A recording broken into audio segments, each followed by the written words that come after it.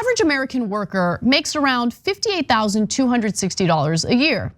The average American CEO will make about that much in less than 7 hours on the first workday of 2023.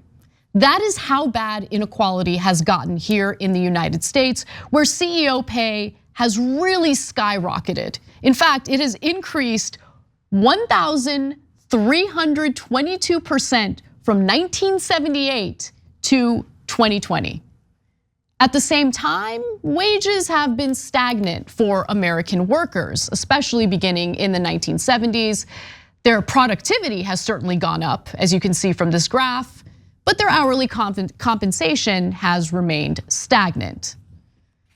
Now, the numbers are even more enraging when you break them down, when you break them down by profession, okay? So when you think about all of the essential workers out there, all of the critical professions that help Americans live as comfortably as they can, they are so underpaid compared to what these CEOs are making. So let's take a look at it. Sarah Anderson of Inequality.org, put this data together. And here's what we know. It would take the average American CEO less than 3 hours to make more than the average American fast food worker's annual salary of just $26,060 per year. Less than 4 hours to make more than the average American home care aide's annual salary of $29,260 per year.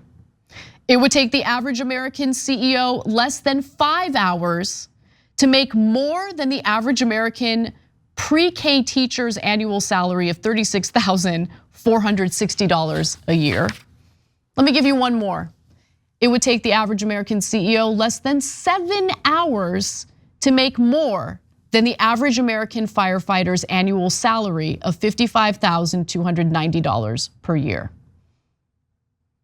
Does that make any sense to you guys? Doesn't make any sense to me. And when you're dealing with an economy that is reliant on consumerism, how are you gonna expect things to run smoothly if Americans don't have the disposable income necessary to stimulate the economy? That also doesn't make sense. So while the Federal Reserve for a while had no problem just printing money, allowing corporate stock buyback, all of that stuff.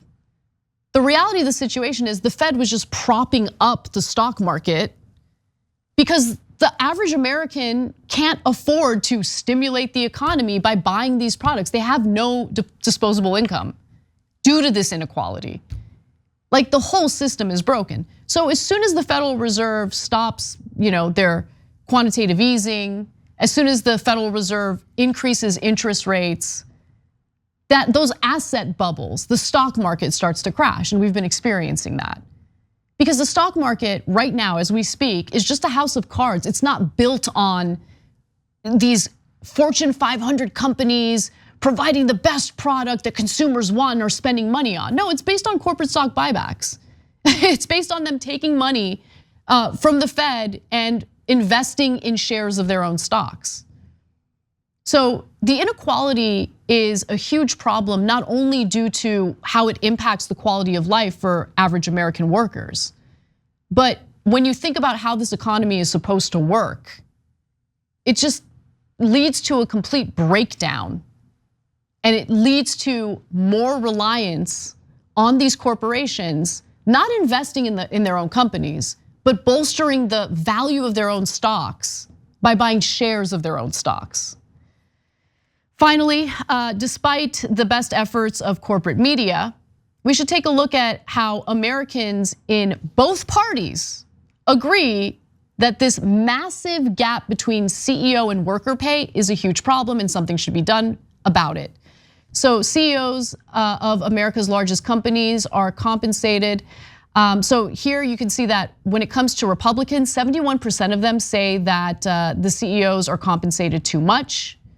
Only 18% say the right amount. Similar numbers with Democrats, 81% believe that CEOs of America's largest companies are compensated too much. Only 5% say the right amount. I'm guessing the 5% are the Pete Buttigieg, McKinsey types. And when it comes to independence, 68% say that CEOs in America are compensated too much, and 15% say the right amount. Inequality is leading to a complete breakdown of our country. It's leading to poverty. It's leading to more homelessness. It's leading to more greed with corporate stock buybacks, that's for sure. And we don't have a federal government that's willing to do what's necessary to fix it, because they're all bought by the same corporations who don't want to increase wages, who don't want to do a damn thing for their workers, because they don't see labor as an important part of their businesses. They see labor as a massive cost that they need to fight against. But without the workers, these companies have nothing. You can't generate anything, including wealth, including revenue, without the workers. Which is why, as sad as this story is, the only thing that really gives me hope today in this country is this newfound motivation to organize workplaces, to unionize. We gotta keep that momentum going, because if we just sit back and rely on elected officials who are bribed by these corporations to do the right thing, we're gonna keep seeing this trend. It's gonna be exacerbated in coming years. The only way you change it is through organizing your workplace, through labor militancy, and essentially having a seat at the table, collective bargaining to ensure that wages go up. You look at these Scandinavian countries, they don't have the federal government setting minimum wage standards. They don't, because the workers are unionized and those trade unions negotiate salaries on their behalf. Labor is the answer. Organizing the workplace is the answer. If you just think you're gonna vote, elect some folks who tell you everything you want to hear during the election cycle and they're gonna save you, clearly you'd be mistaken. Thanks for watching The Young Turks, really appreciate it. Another way to show support is through YouTube memberships. You'll get to interact with us more. There's live chat emojis, badges. You've got emojis of me, Anna, John, JR. So those are super fun. But you also get playback of our exclusive member-only shows and specials right after they air. So all of that, all you gotta do is click that join button right underneath the video. Thank you.